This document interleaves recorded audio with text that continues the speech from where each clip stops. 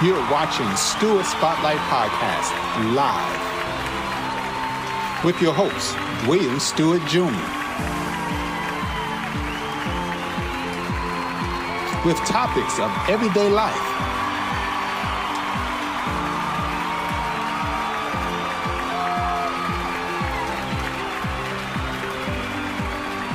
Tune in every Friday at 9 p.m. Eastern Standard Time. Live streaming on Facebook and YouTube. Today's guest, Jimmy King Sr. Extending a hand.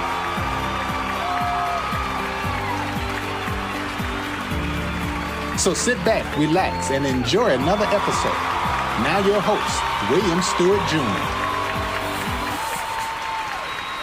Okay, good evening and welcome to Stewart Spotlight Podcast. My name is William Stewart Jr. and I am your host this evening. I apologize for starting a little bit late.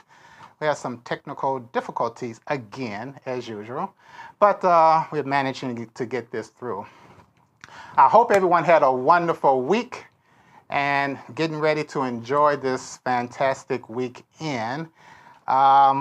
Today is Friday, October the 24th. It's 2 days before my birthday. My birthday is Sunday, so you know I'm going to celebrate. Matter of fact, let me just play this song right quick. Happy birthday to you. Happy birthday to you. Happy birthday, dear viewers. Happy birthday to you.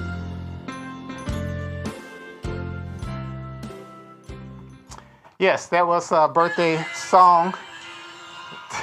That was a birthday song through Nika. She set that up for me and she sung it, and I always play it every month for anniversary as well.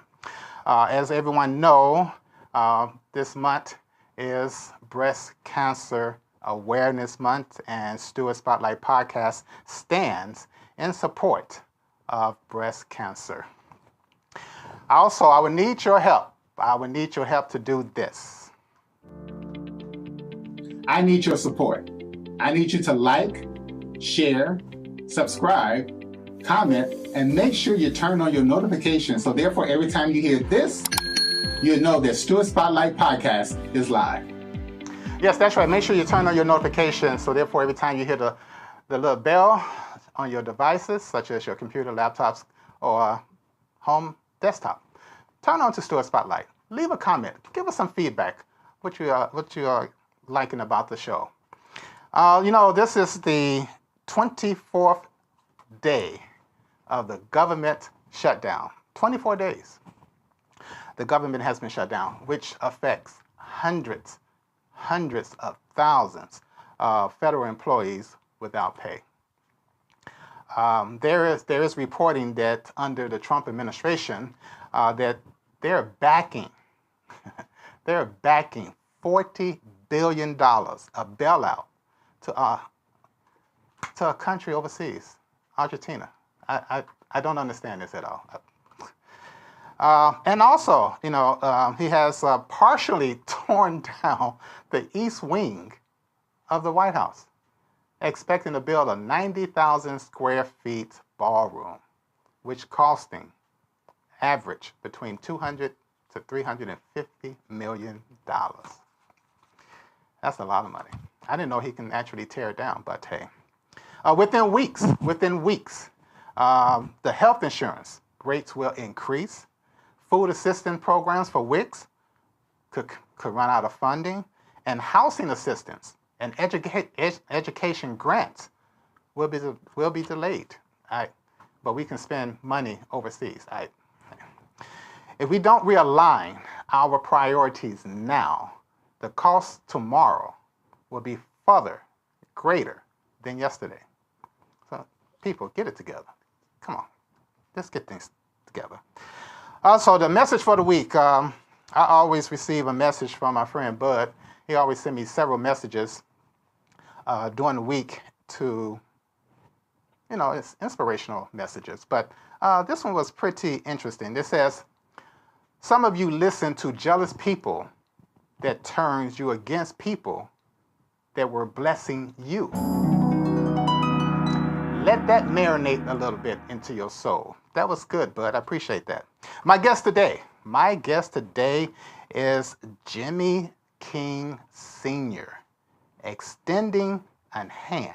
Extending a hand. We're going to find out how is he extending his hand. So we'll be right back after this break with my guest. Stay tuned.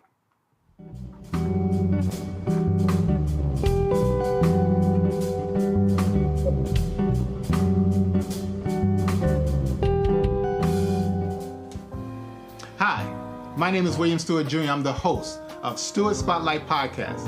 How would you like to be a guest on my show? If you have gone through something, came out of something, and just want to share it, we would love for you to be a guest to discuss any topic related to your situation.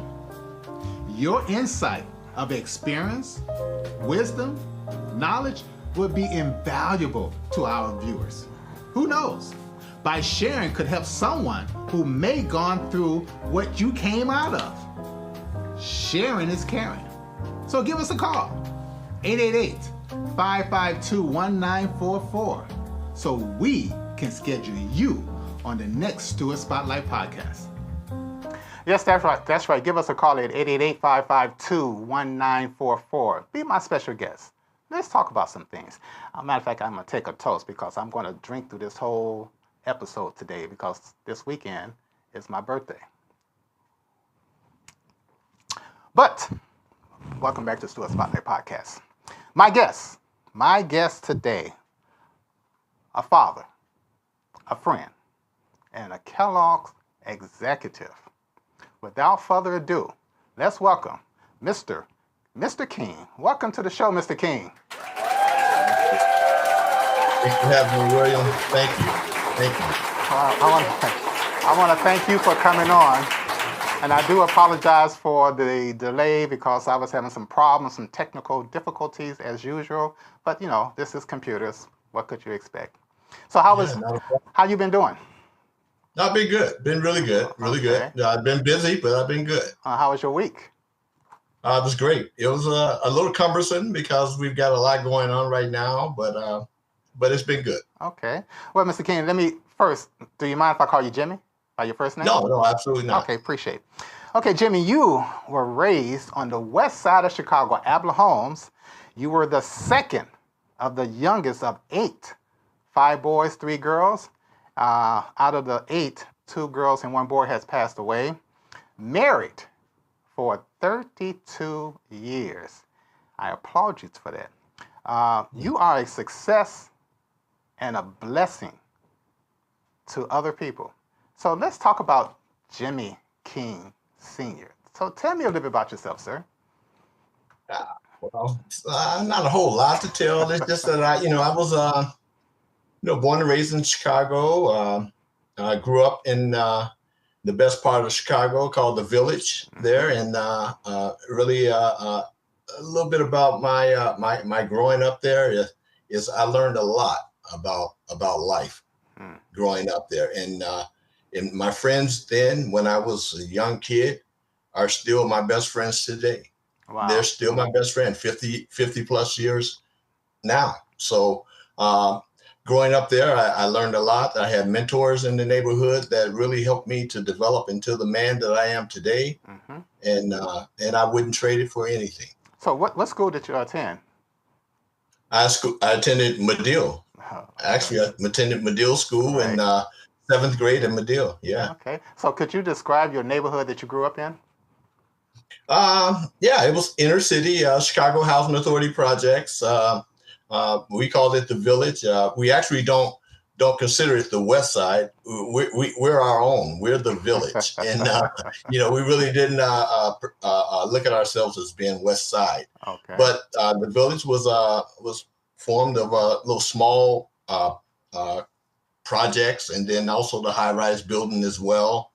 But I'll tell you, it was family oriented all the way through. Okay, so how did your home environment shape you as you are today? The home environment shaped me. My dad, I'll tell you, my dad was hardworking. He worked Chicago sanitation department on the back of the truck, and he worked hard, and I saw him do it. And so once he retired, I was able to. We opened what they call the candy store, the candy house. Everybody remembers the candy house. I was gonna bring up that too, but go ahead. Yeah, so everybody remembers that. And so what happened there, as a kid, I was 11 years old, and I would get up in the morning with him and go with him to the wholesaler at 5 a.m. every morning. Wow. And ironically, I still get up right now.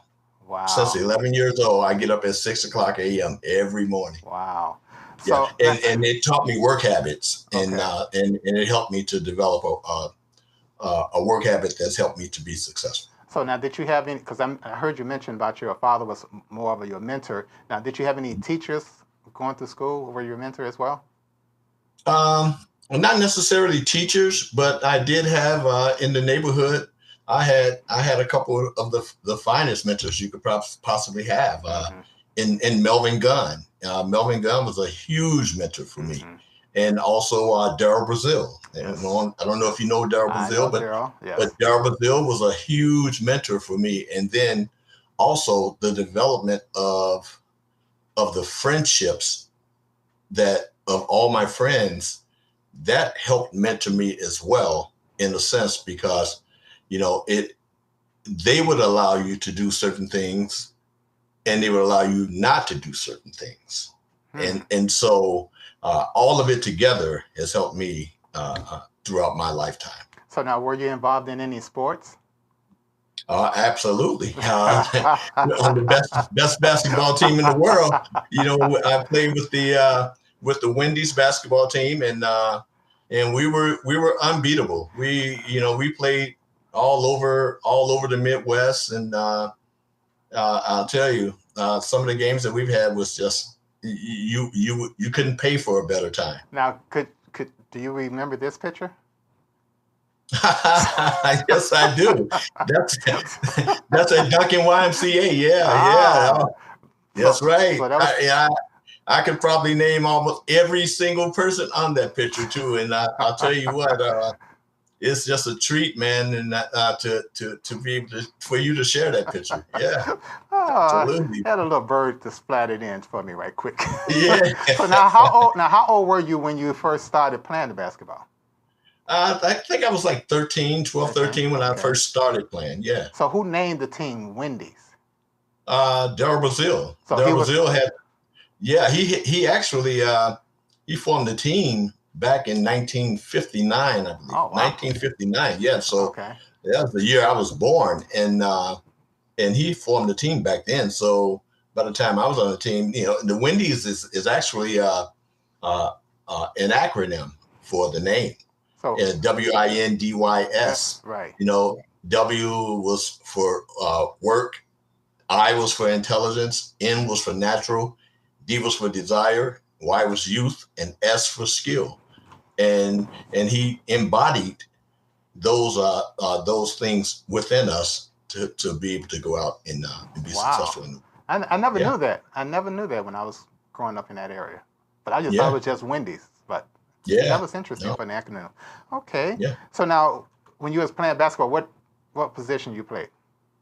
I played mostly forward. And at my height, I played forward and I played guard as well, but mostly forward. Yeah. Okay. So were you good? I'm not sure that you're gonna say yes, I was good.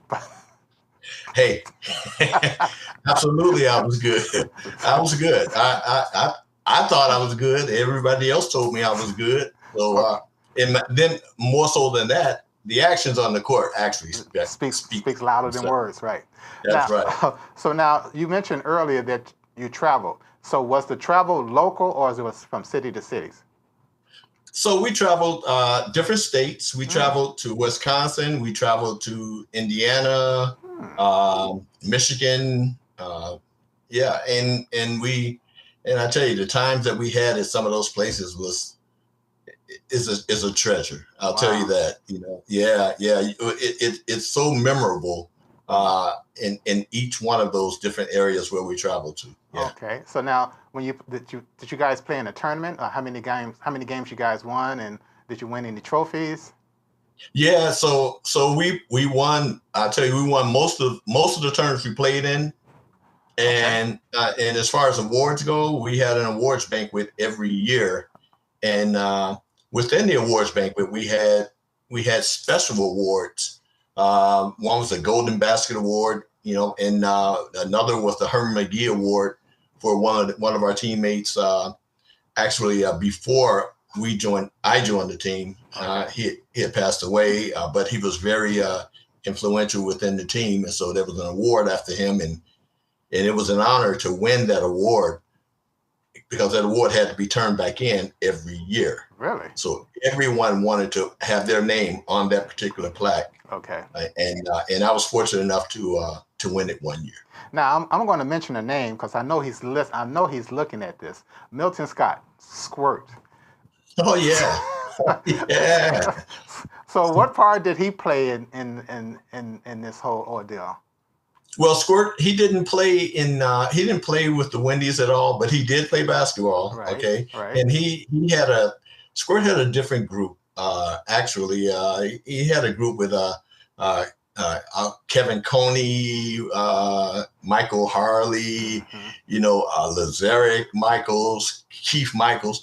That group there was more so a group that Squirt kind of mentored to back in the day. Okay. And but Squirt, I tell you, he was actually one of the ones that kept I would call it, I don't know, it's a Washburn group. He kept them all together and kind of was the mentor within that group. Okay.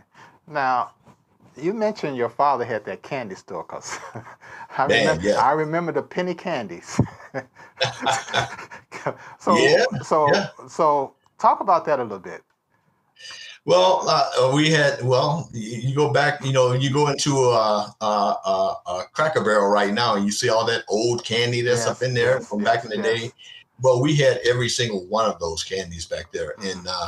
And what I loved about that whole experience when I look back on it is I look at that as something that helped me tremendously. And almost every one of my friends probably worked at the candy store at one point or another.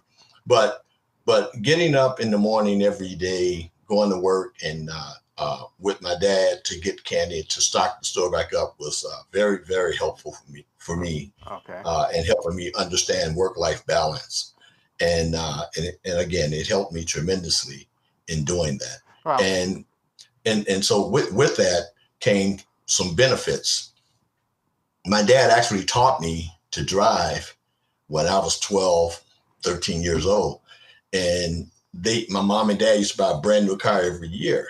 And because I used to get up with them every single morning, myself and my buddy Eddie, my best friend Eddie Cable, we would get up and we would drive a brand new car to school at 13 years old to high school. Tremendous. No license, no nothing. But again, it paid off. It was the confidence that my dad had in me that I was going to do the right thing, and me knowing that I needed to do the right thing if I wanted to continue to have that benefit.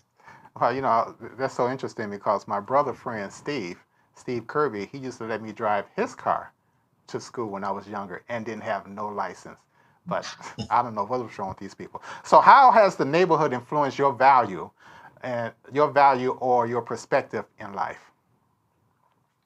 The neighborhood itself, I'll put it this way. Growing up in the neighborhood, and I'll tell you, I told this to one of our CEOs because he asked me, what's helping you to be successful? And my response to him was, from where I grew up, the things I was taught by my friends' parents, my own parents, by the mentors that I mentioned earlier, that has helped me. And then I mentioned to him, and I said, from growing up where I came from, I can do anything in this world. That's how I feel. Right. Right. And I told him, I said, you probably can't do what I've done. And he said, what do you mean? I said, there's no way that you, growing up in suburbia all your life, can go and live in the village, but I can come from the village and live anywhere in the world. It's a different spin. It's a different era. When Absolutely. You've been brought up in the projects and things of that nature. But looking back, what advice would you give this generation about growing up in the Avalon homes? I would give them, right now, it's totally different right now. Totally. The generation that's over there right now. Totally. I would tell them to really search themselves, to understand, what they want in life, and latch on to someone that's going to help them to get there. And listen, sit down and listen. If you really want it, sit down and listen. Right. Because right now, the direction that most of the kids are headed right now is destruction. And that's not what they want. I don't believe that an individual wants to destroy themselves for their future. I never believed that. Okay. So I think that right now these kids have got to latch on to someone that's positive things within their lives. Any individual that's going to be positive, that's going to help them get to a certain place and point where they're doing better, and then they can spread their wings and fly away and handle it on their own.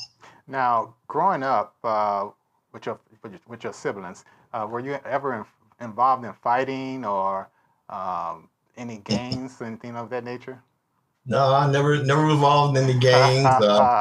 Never involved in any fightings. Although I can tell you, through playing sports in the neighborhood all the time, there was this one guy in the neighborhood. The two of us used to get into it all the time. I mean, we actually used to throw bats at each other. Oh, wow. Wow. And I'm going to call him out, too, because he's my friend, but I'm going to call him out. Kevin McCoy. Kevin? Yes. Get out of here. I know Kevin. Yes. I know Kevin. We used to get into it all the time, man. We used to get into it. He's the only one in the neighborhood I used to get into it. But I love him. I mean, good guy, but we used to get into it all the time. So now, were your siblings very protective over you since you were the second to the youngest? My oldest brother, Kelvin, absolutely. He was protective over the whole family. Okay. Yeah, really. Okay. Yeah, absolutely. My brother Tyrone, he was always playing sports and basketball. Played at Gordon Tech High School, played at the University of Minnesota in Duluth. Okay. But yeah. I wouldn't say that we were really a close-knit family at the time. I won't say that, but we did love each other, So. Okay. So now going back, because I'm going to ask you two questions before you take a small break. I know your brother, George, which we call Kookaroo. Have you guys ever played against each other, or because I know George is he liked basketball as well. Mm-hmm. Have you guys played against each other? Yeah, and we did play against each other, and he played on. We were the A team, okay, and George played, or Kookaroo played on the B team. Okay. Kookaroo and Roy Summers, they were on the B team, and we played against them. And I hated playing against them. Why? And the reason because we would beat them badly, and I just felt it was a waste of our time. I know George is watching this now. So George, I'm going to be teasing you about this in a few. Go ahead. We used to beat them badly, man. I hated playing against them. I did. Wow. Okay. Well, Jim, hang on in there for one moment. We're gonna take a little small break, and we're gonna come back to discuss your growing success and extending a helping hand. We'll be right back.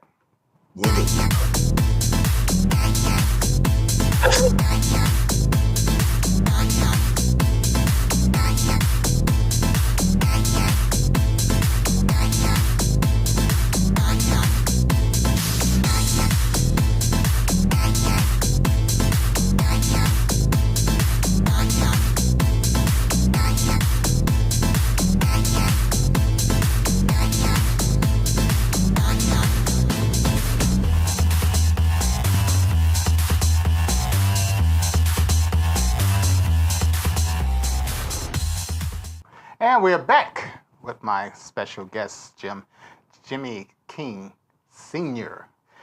So, as I stated before, now you went to school to Medill. Where else? After 7th grade at Medill, I went to Spencer on the west side of Chicago. And after Spencer, I went to Austin High School. And for 4 years at Austin High School, then I went to Millikan University. I did a year at Millikan University. Okay. Now, you had a very successful life. And you've been married for 32 years to this young lady right there. 32 years. Congratulations to you and your wife. And and have 2 adult children. Climbing up the ladder, you traveled and lived in different cities. Let's talk about your career path. You started your career as a driver for Dr. Pepper's and 7-Up. Yeah, so I actually started as a helper. Oh, helper. And then 6 months later, I'm looking at the driver to the left of me, and he's bringing home almost $300 more per week than I am. I wanted to be in that seat. So that was my goal. And so I became a driver 6 months after I started. And I was 19 years old at the time. So now you started as a driver. You started as a helper, and then you went to a driver. And then from that point to where? From that point, I wanted to be the manager making decisions. So I was able to work myself into a position to be promoted to what they called the sales manager at the time. Now you also reached back and gave a helping hand to your friends in the neighborhood. Oh, absolutely. I felt it was certainly my obligation to help my friends, anybody that may have needed help. It was certainly, I felt it was my obligation to do so. After all, someone did it for me growing up as a kid. So, I remember the first day when Daryl Brazil walked me into the office at Dr. Pepper's 7-Up, and he explained to the sales manager at the time. He said, "Hey, this kid, all he needs, he's intelligent," and he spelled out the acronyms to Wendy's. He's intelligent, he's natural, he's got a desire to work. He's young and he's skillful with the things that he do. All he's missing is the W, which is work, is what he told him. I'll never forget it. Wow. And I got the job that same day. Okay. Now, when you were the sales manager, did you grow further in the career path? Yeah. So as a sales manager, what they had from that position, after that they had what they call district managers. Okay. And so it just kind of changed the title a little bit. And as a district manager, I was able to manage my sales force and bring on some people that asked for positions and came to me and wanted to work at 7-Up and absolutely, if there was a position open, I'm going to give you a chance. Okay. I believe in second chances, and it was a no-brainer for me. So now, how long did it take you to get from a helper to the top position at Dr. Pepper's 7-Up? It didn't take me long at all. It actually, after 6 months, I became a driver, and probably about after 4 or 5 years after that, I became that sales manager or district manager. And then my career there was extensive. It was 26 years there. By that time, I'm 45 years old then, and then I took upon an opportunity at Kellogg, and now I've been at Kellogg 20 years and have held multiple positions at Kellogg's, lived in various states and cities across the Midwest and South and Southeast. So very, very, very lucrative career for myself. So now between the Dr. Pepper and 7-Up and Kellogg, did you have some facing challenges climbing up, or people were very jealous of you climbing up so fast, rapidly? Not really. I really Okay. didn't have any of that growing up. As a matter of fact, again, as I mentioned earlier, all of the friends that are my friends today, they were my friends back then, and we're still friends. Mm-hmm. And there's never been a jealousy factor amongst our group. Never Okay. ever has been a jealousy factor. As a matter of fact, it's been more of an encouragement thing Mm. going forward. Okay. Now, Always. what about climbing up the ladder in the company itself? Did you have some facing challenges? Um, no, not really. Not within the company. There was one time uh, and it wasn't a challenge for myself, but I thought it was more of a challenge for the company itself to do better. Hmm. In which I was working at Dr. Pepper 7 Up, and there was an instance where a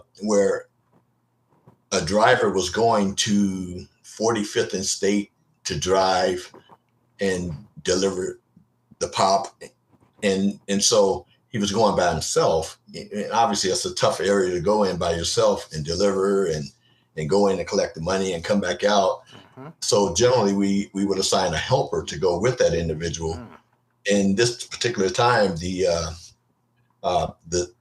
driver's manager did not assign someone, and yet there was two white kids sitting there on the bench. Mm. And I'm like, well, why can't he go? He said, and the conversation got kind of sticky with him. And I said, listen, when I came into this business, I was a young black man, and I went out and I worked out in Woodlawn in a white area.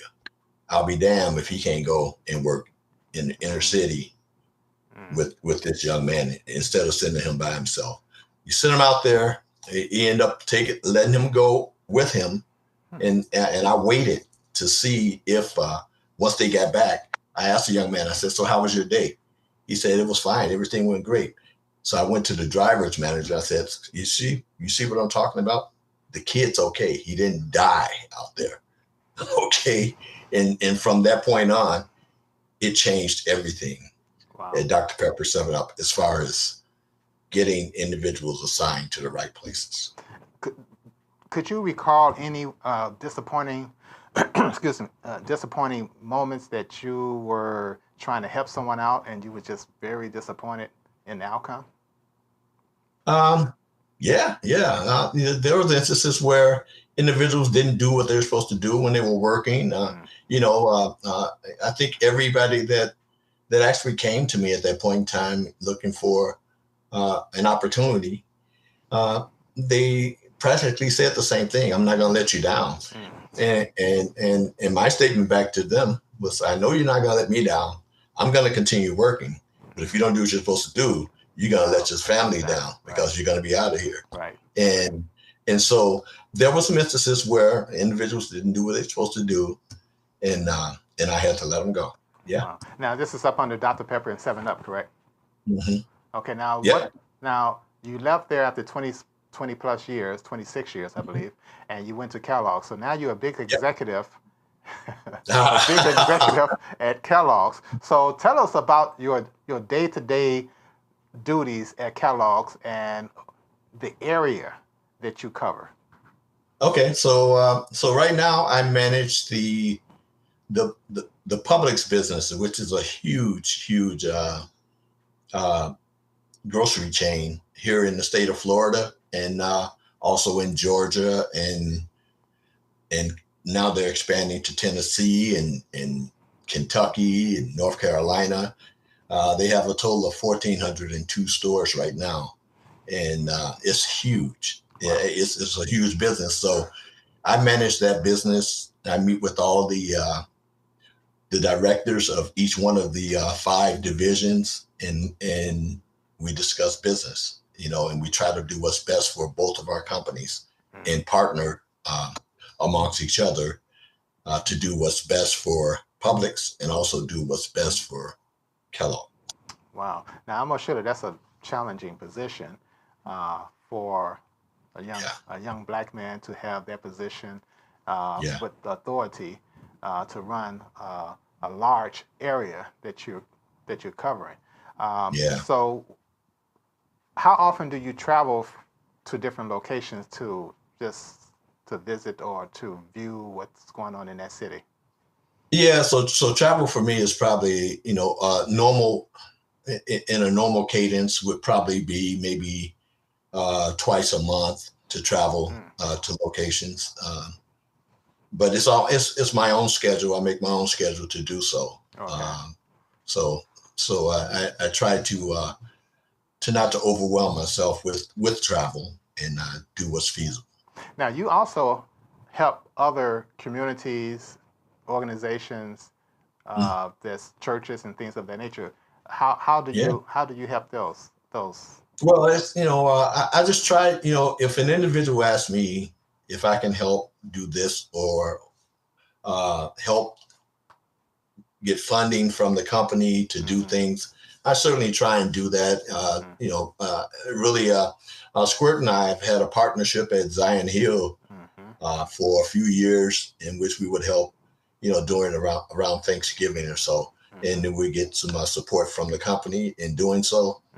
And then also, just I try to give back. A few years ago, like one of our young guys in the neighborhood, Antoine Morris, actually had a team, and he asked for some support with his team, and we decided to do something really, really big and special for that team. And so what we did was we took the team of kids, 25 individuals total, and we took them to Orlando, Florida. And so I was able to get Walt Disney tickets from the company so the kids can go to Disney World. We flew there on an airplane, which was the first time for kids. All of the kids. Right. And then my brother-in-law has a limousine service out of Chicago, and they came and picked us all up on 14th and Racine in limousines. And we just had a marvelous time, But when I reflect on that, I look back at times when Daryl Brazil did the same thing for us. I remember Daryl Brazil signing his paycheck over and giving it to the bus driver because we didn't have enough money. Wow. To pay for the bus. So I don't forget, right. I don't forget, and I try to give back where I can. So that's part of extending your hands for. Absolutely. Interesting. There are stories that people who help others, and they take. I don't want to say, well, I did this, I did that, but this is coming from your heart that you was giving back because of where you grew up from, and from your parents that who raised you. So, have you ever had a situation that affect your personal and professional responsibility that put it in jeopardy, or you just stayed away from that? Yeah, I didn't have a situation where none of that. Individuals, like I said before, individuals come in and they've got a chance. They got the same chance to do as anybody that would come in with a college degree. Although they may not have had it, although they may have been had some bad luck back in the day and done some things that weren't so positive in their lifetime. So what? Everybody deserves a second chance, and giving them that chance and them coming in, doing what they need to do. And let me tell you, William, there's individuals that I hired back in the day that are still there 25, 28 years later, and they're still there, and they're in managerial positions right now within the company. A career path. So anybody, everybody deserves a second chance, like I said before. Wow. Working 26 and 20 years, that's a long time. So when do you relax? When do you and your wife just say, okay, it's time to take a break. We're going somewhere. Where have you been? I've been, let me tell you, I've been to Bangkok, Thailand. I've been to Singapore, Japan, all the islands in Hawaii. I've been to Barcelona, Spain. Italy, wow, Paris, you name it. We just travel, man, and we just get out and go, you know, and we love it. And that's how we relax. You know, okay. we take time for ourselves. And one of the things that I always encourage individuals to do, you know, if you're in a relationship, if you're in a marriage or what have you, one of the best things you can do is to continue to date each other. Continue to date each other because it reflects and takes you back to that first time you went on that first date with that wife, right? Right. And how much you enjoyed that date.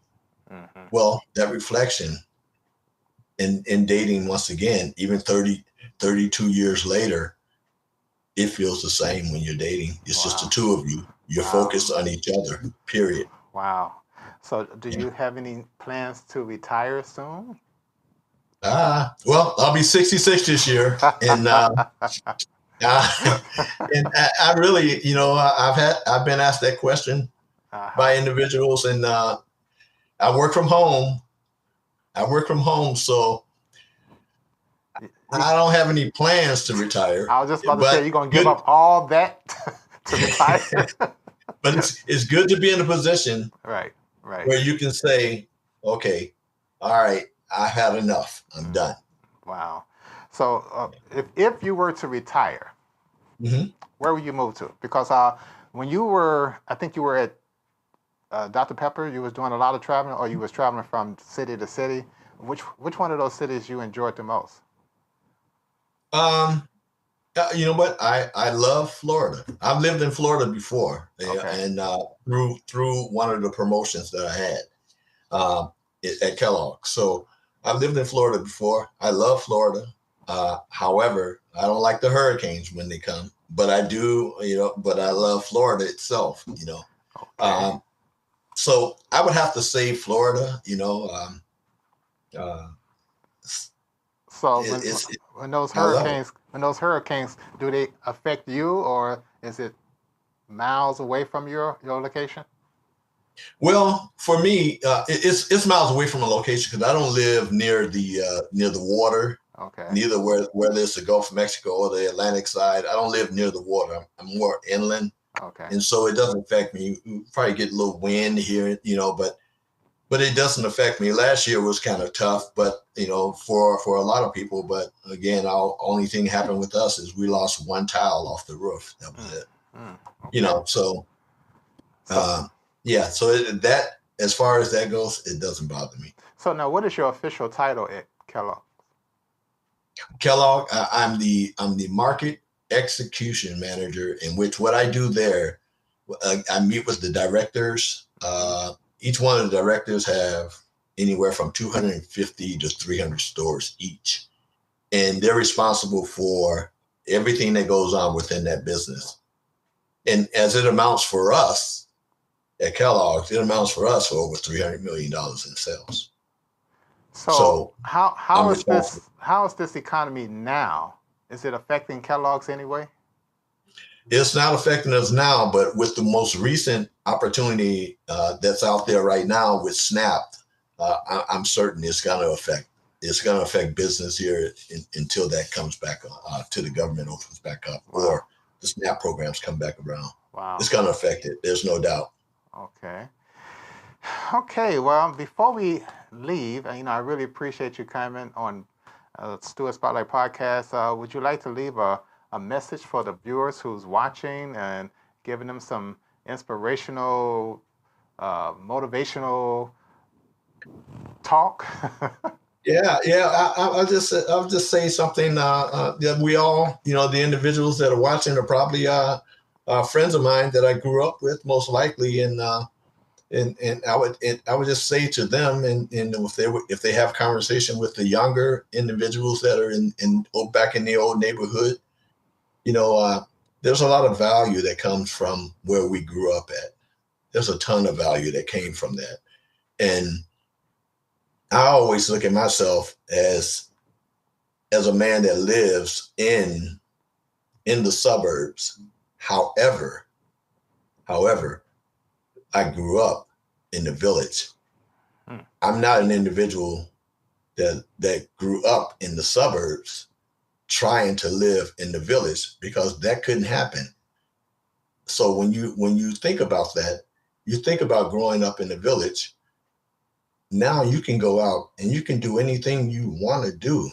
You can overcome almost anything from where we grew up at. If it was vice versa, it couldn't happen. There's no way you're going to grow up in a Chicago suburb and move to the village and find better success. So I would encourage individuals just to understand the power and where you've come from, and it will help you to be successful in the things you want to do. Wow, that was interesting. I applaud you for the ladder that you have climbed from Dr. Pepper's and 7-Up to Kellogg's as an executive, and managing several stores. That's a story itself that some of the viewers may be watching and could be motivated to say, if he can do it, I can do the same thing. I hope so. Right. And especially on that note, I definitely want to congratulate you and your wife for 32 years. Yeah. So make sure you tell your wife I applaud you guys for 32 years. And when you talk to your best friend Eddie, tell him to give me a call. I haven't talked to Eddie in years. Maybe he's watching. Just give me a call, Eddie. And feel free to come back on, Jimmy, and tell us more interesting stories, or before you retire, give us some insights about what's going on in the store chain. Okay, I certainly will. Okay. Thanks for having me on, William. I appreciate it. Thank you. Have a nice weekend. Thank you. Take care. Bye. All right. There you go. There you go. You heard it from Eddie King Sr. As I said before, anyone who has that determination, that drive, can do the same things, no matter where you come from, but you have to be determined to make that drive. My next week guest will be, wrong person. My next week guest will be Rob Weaver. Rob Weaver, he's a lawn care owner, and he's going to be on next week to share some of his exciting stories about lawn care and how he's been in business for over 15 years and the ups and downs with that. I'm going to leave you with a quote today. My favorite quote I said I was going to use this quote every time. Your life does not get better by chance. It gets better by change. As I said before, this weekend is my birthday weekend, and I'm going to, I was going to play this song. I was going to dance because I know my niece may be watching this, and I'm going to play it anyway. I'm going to take a little sip right quick. This is a song as we going off the air, and since it's this weekend, this is my weekend birthday, and I want everybody to listen to it carefully. Day of this month, you gotta celebrate right now. Break out the bubbly and make it toast. Yeah. Today is your birthday, it's all about you. Today is your birthday, go and act a fool. Today is your birthday, what you gonna do? I'm gonna celebrate all day, me too. Today is your birthday, it's all about you. Today is your birthday, go and act a fool. Today is your birthday, what you gonna do? I'm gonna celebrate all day, me too. On that note, I want to wish everyone a safe and happy weekend and a happy birthday to me. Until next week, be safe and God bless.